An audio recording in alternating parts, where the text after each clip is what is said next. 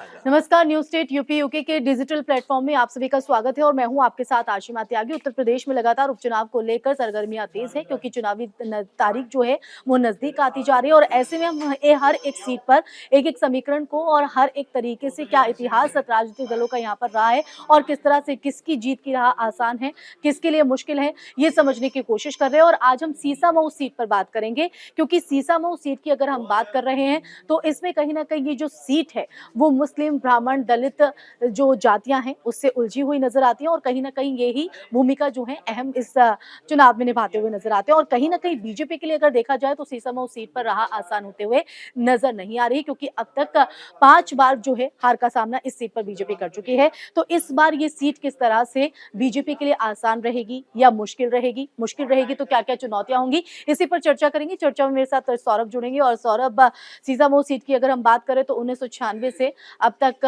5 बार हार का सामना करना पड़ा है बीजेपी को यहाँ पर। तो ऐसे में कहा जा सकता है सीधे तौर पर कि एक चुनौतीपूर्ण सीट रहने वाली है बीजेपी के लिए ये। बिल्कुल, सीसामऊ सीट पे अगर आप देखिए कि 2012 में जब ये परिसीमन होता है, तो उसमें उसके बाद से ये सीट सपा के पास लगातार है। उससे पहले तक कि जब तक ये परिसीमन इसका अलग था, तब तक बीजेपी यहाँ पे कड़ा टक्कर देती थी सपा को। लेकिन जब से ये सीटें नहीं बनी है परिसीमन के बाद से, तो लगातार ही ये सीट सपा के पास में। इरफान सोलंकी यहाँ से लगातार विधायक रहा और पिछली बार ये 9 सीटों में से यही एक सीट ऐसी है, जहाँ पे ये विधायक का सांसद बनने के बाद चुनाव नहीं हो रहा है।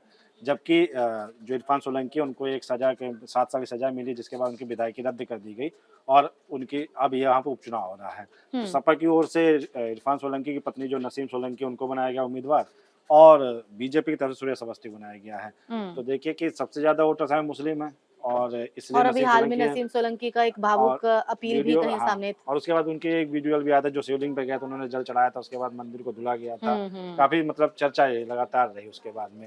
नसीम सोलंकी साथ प्लस पॉइंट ये है कि कहा जा रहा है कि इरफान सोलंकी जब जेल गया तो वहाँ के स्थानीय जो लोकल्स मुस्लिम्स हैं उनका मानना है कि इरफान सोलंकी को जबरदस्ती का फंसाया गया है मामले में। तो हो सकता है कि उनको यहाँ पे एक सिंपैथी वोट भी जनरेट हो जाए। लेकिन बीजेपी के साथ प्लस पॉइंट क्या है कि बीजेपी यहाँ पर जो ब्राह्मण वोट खेल रही है, क्योंकि ब्राह्मण वहाँ पे दूसरी बड़ी आबादी है, साथ ही तीसरी जो आबादी है वो दलित की है।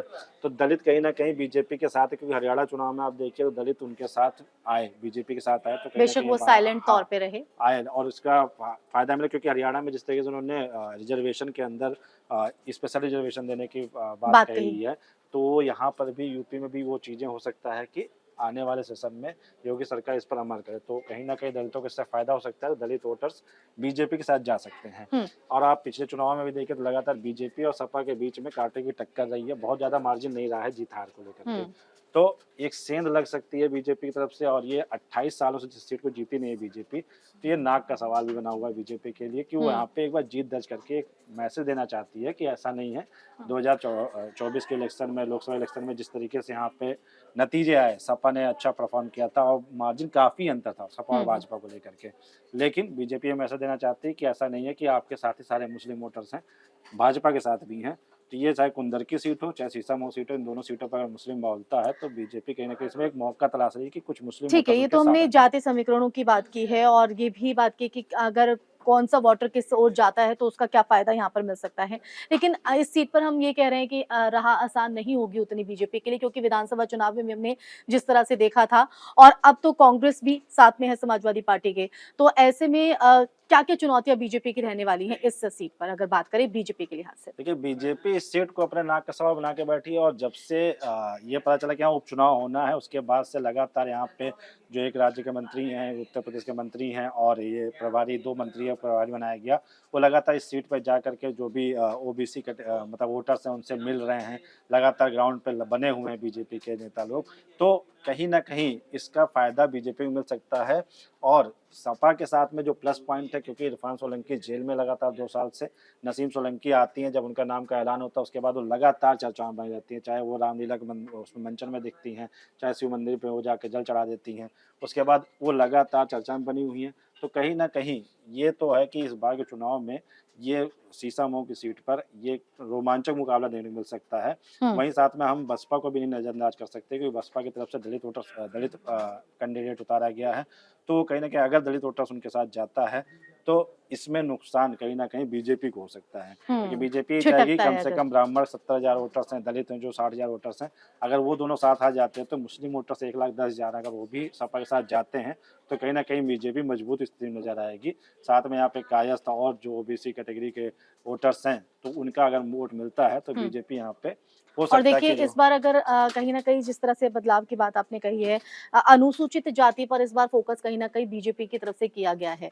तो आपको लग रहा है कि इस बार समीकरण बदलते हुए नज़र आ सकते हैं? हालाँकि जब 5 बार इस सीट पर हार का सामना कर चुकी हो बीजेपी, और साथ ही साथ समाजवादी पार्टी के लिए आप किस तरह से देख रहे हैं? देखिए समाजवादी पार्टी यहाँ पर एक ही तरीके से स्ट्रांग है कि चूंकि इरफान सोलंकी वहाँ से विधायक रहे हैं और वो भी जेल में हैं, तो एक उनकी पत्नी चुनाव लड़ रही है तो एक सिंपैथी वोट जनरेट हो सकता है, और मुस्लिम वोटर्स चूंकि उनके पास एक ही ऑप्शन है वो सपा के हुँ। साथ जाने का। इस सीट पर कुल 11 उम्मीदवार चुनाव लड़ रहे हैं, तो 11 उम्मीदवारों में अगर मुस्लिम कैंडिडेट देखा जाए तो तकरीबन 3 से 4 मुस्लिम कैंडिडेट भी हैं।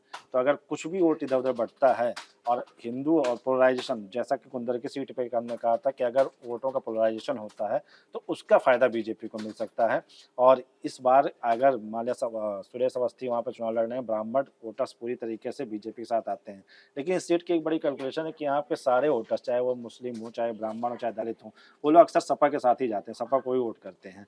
लेकिन अगर हम आंकड़ों में बात करें तो दोनों के मतलब अगर रिजल्ट में देखें तो दोनों के जो वोट अंतर होते हैं तकरीबन हुँ। 3,000 4,000 यही वोट अंतर होते हैं, तो उसको जी। कवर करना बीजेपी के लिए शायद इस बार आसान हो सकता है। हुँ।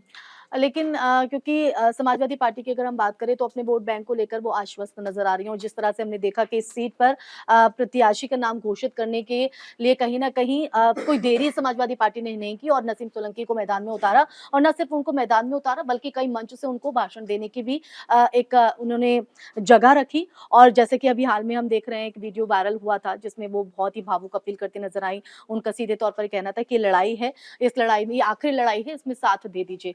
तो इसका कितना इम्पैक्ट पड़ने वाला है? और साथ ही साथ अगर हम बात करें बीजेपी की, तो बीजेपी कहीं न कहीं समाजवादी पार्टी के वोट बैंक में सेंध लगाने के फिराक में है। तो कितना यहाँ पर आसान हो पाएगा सेंध लगा पाना? बिल्कुल, क्योंकि सपा के साथ में एक आरोप जो और लग रहा है वो है कि परिवारवाद का, क्योंकि हुँ। जितने उपचुनाव हो रहे हैं जिन सारी सीटों पर उन्होंने जो विधायक से सांसद बने उन्हीं के परिवार के लोगों को टिकट दिया गया है, हुँ। जो कि बीजेपी की तरफ से ऐसा नहीं देखने को मिला है।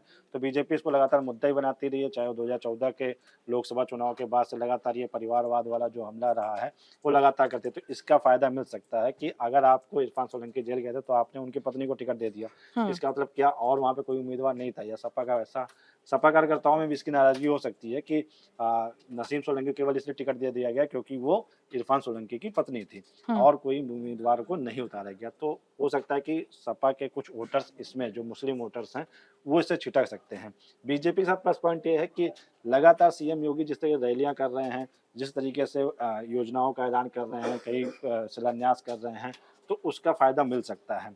दलित वोटर्स इसलिए उनके साथ आ सकते हैं क्योंकि जिस तरह हरियाणा में रिजर्वेशन के अंदर कुछ स्पेशल रिजर्वेशन दलितों के लिए दिए गए हैं, तो उस बात को ध्यान में रखते हुए हो सकता है दलित वोटर्स बीजेपी के साथ है।